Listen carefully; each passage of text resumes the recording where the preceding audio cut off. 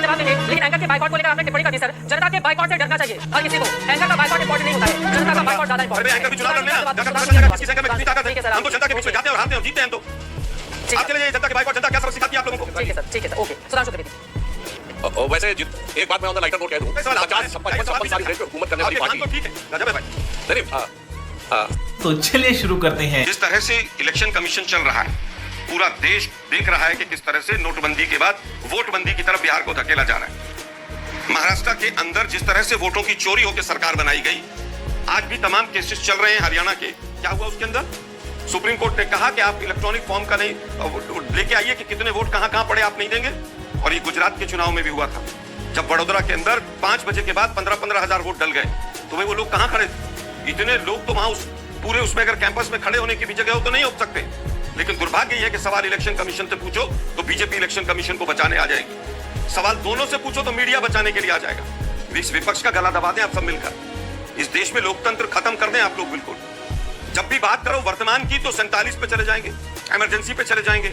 हम तो साफ साफ पूछ रहे 2019 के मिलान कब कब हुए नहीं पता किसी को। जब इलेक्ट्रॉनिक फॉर्म में आप नहीं देंगे, आप साफ कह रहे हैं कि अब कोई अनिल मसीह नहीं पकड़ा जाएगा। ठीक है, लेकिन दुर्भाग्य ये है कि आज सब कुछ बंधक बना लिया गया है। सुधांशु जी ने कांग्रेस का सवाल सुन लिया है, सुधांशु जी इस पर जवाब देंगे, लेकिन एंकर के बाइकआउट को लेकर आपने टिप्पणी कर दी सर। जनता के बाइकआउट से डरना चाहिए हर किसी को।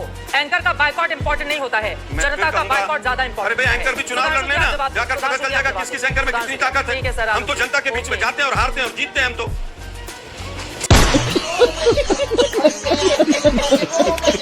आप चले जाइए, जनता के बाइकआउट जनता क्या सबक सिखाती है आप लोगों को। ठीक है सर, ओके। सुधांशु त्रिवेदी। वैसे एक बात मैं ऑन द लाइटर नोट कह दूं, 50-56 साल इस देश पे हुकूमत करने वाली पार्टी। तो ठीक है, गजब है भाई। नहीं, सुधांशु जी। अरे भाई आलोक जी, जब मुझसे प्रश्न पूछा गया तो मैंने नहीं पूछा सब्जेक्ट कांग्रेस का है, नहीं, खैर छोड़िए। 55-56 साल इस देश पे हुकूमत करने वाली पार्टी कांग्रेस, जब से मीडिया स्वतंत्र हुआ और मल्टीपल चैनल्स आए, दर्शक याद करें 97 में आए, उसके बाद से इनका कभी बहुमत मिला ही नहीं। जब से वोटर आईडी कार्ड आए, कांग्रेस को बहुमत मिला ही नहीं। जब से सीसीटीवी आए, कांग्रेस को बहुमत मिला ही नहीं। जब से मतपेटी लुटनी बंद हुई, कांग्रेस को बहुमत मिला ही नहीं। और लायक और नालायक की तो मैं बात नहीं कहना चाहता किसी के लिए, पर पूरा देश देखता है कि आपकी पार्टी का नेतृत्व कितना लायक है कि 140 साल में सबसे बुरे दौर में पार्टी खड़ी है, और हमारा नेतृत्व कितना लायक है कि 72 साल के सबसे। अरे भाई इलेक्शन कमीशन पे बात हो रही है, कांग्रेस की वर्तमान हालात पे हो रही है। मैं सिर्फ यह प्रश्न करना चाहता हूँ, जवाब हम नहीं देते। मीडिया के बचाव में बीजेपी आके बात करना है, मेरी बात की इलेक्शन कमीशन को मीडिया बचाएगा। नहीं, मैं चित्रा जी को बचाने के लिए आपके जमाने में मीडिया क्या होता है?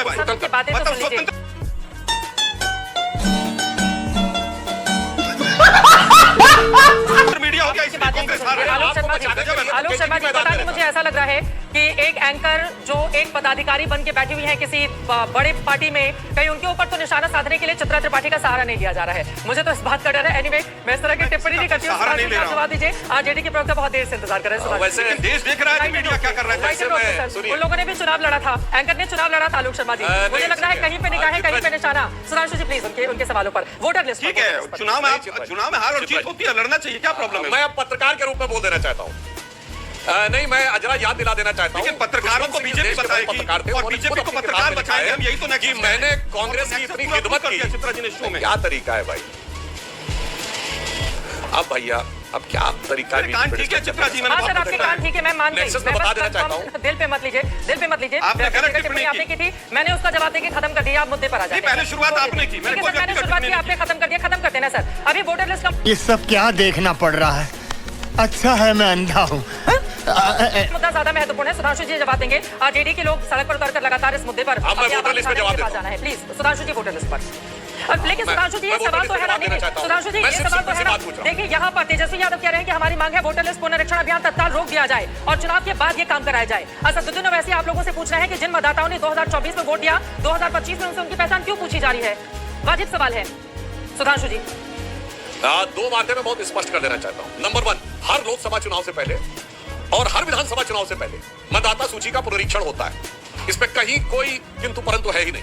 दूसरी बात लोकसभा के चुनाव से पहले गड़बड़ हुआ, वो गड़बड़ हुआ महाराष्ट्र में। मैं पूछना चाहता हूँ, पूरी बात हो जाए। आलोक जी क्यों आज आप कर क्या रहे हैं सर? ये बीच में बार-बार डिस्टर्ब मत करिए। उससे जो भी हो रहा हो, पार्टी में आपका नंबर बढ़ रहा हो, पर पब्लिक पार्टी का नंबर सारा छोड़ के मेरे कानों पे आई तो मैं सिर्फ ये बताना चाहता हूँ मुझे महाराष्ट्र में ये बताइए कितने प्रतिशत आपके लोगों ने कंप्लेंट की?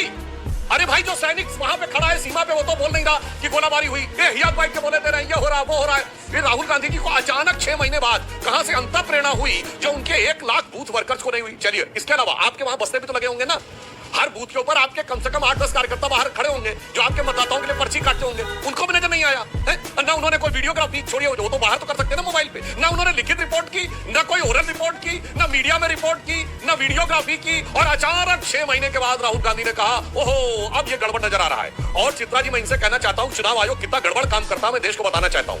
देखिए, चुनाव आयोग कश्मीर में बड़ा अच्छा काम करता है, पंजाब में अच्छा काम करता है, हिमाचल में बहुत अच्छा काम करता है, हरियाणा में गड़बड़ कर देता है, क्या बताएं, फिर उत्तराखंड में गड़बड़ कर देता है, फिर उत्तर प्रदेश गड़बड़ कर देता है, बिहार गड़बड़ करता, फिर बंगाल में बड़ा अच्छा काम करता है, और राजस्थान मध्य प्रदेश में 2018 में अच्छा काम करता है, 23 में गड़बड़ कर देता है, गुजरात में क्या बताएं लगातार गड़बड़ कर रहा है, फिर महाराष्ट्र गड़बड़ कर देता है, फिर आसाम में गड़बड़ कर देता है, और फिर तेलंगाना में बड़ा अच्छा काम करता है, कर्नाटक में बड़ा अच्छा काम करता है, तमिलनाडु में बड़ा अच्छा काम करता है, केरल में बहुत अच्छा काम करता है। और मैं एक और बात बता दूं, अमेठी में जब 3,52,000 से जीतते हैं राहुल गांधी जी तो बड़ा अच्छा काम करता है, मगर वहीं जब इनके प्रत्याशी महाराष्ट्र में विधानसभा में हार जाते हैं तो बड़ा बुरा काम करता है। मेरे विचार से देश की जनता को वो समझने का प्रयास नहीं करना चाहिए जो संज्ञा राहुल गांधी जी को दी जाती थी, जिसे बोलना मना कर दिया गया है। इसलिए ऐसा नहीं, अपनी सुविधा अच्छा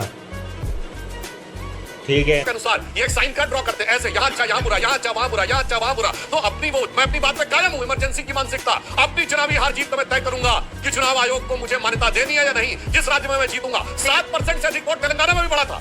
चैलेंज करके पूछता हूँ आपसे, जितना प्रतिशत वोट बढ़ा है महाराष्ट्र में उतना ही तेलंगाना में बढ़ा है। तेलंगाना हम जीत गए, कोई बात नहीं है, महाराष्ट्र हम हार गए तो 6 महीने बाद हम उठ के बोलना शुरू कर देंगे। इसीलिए हम ये कहना चाहते हैं भाई साहब, आप हकीकत को समझिए। और एक लाइन में और कह दो चित्रा जी, इन्हें कहां पे शक नहीं था, इन्हें भारत की सेना पे भरोसा नहीं था सर्जिकल स्ट्राइक के समय, इनको भारत की एयरफोर्स पे भरोसा नहीं था बालाकोट के समय, इनको भारत के मीडिया भरोसा नहीं, चुनाव आयोग को भरोसा नहीं, इनको भारत के सुप्रीम कोर्ट पे भरोसा नहीं, इनको कोविड वैक्सीन के समय वैज्ञानिकों को भरोसा नहीं। जब कोविड वैक्सीन आई तो कहते हैं कि हमें स्टैटिस्टिकल सर्वे दिखाया जाए 3 महीने में, उसका ट्रायल कैसे हो गया, इनको उस पर भरोसा नहीं। जब राम मंदिर आया तो इनको मुहूर्त पे भरोसा नहीं। मेरे भाई, अगर तुम भ्रम में ही जीना चाहते हो तो मैं एक लाइन कहूंगा, पुरानी गाने की लाइन है ना कि विपक्ष में तो ये हालत है, जिसको देखो वही आज मदहोश है।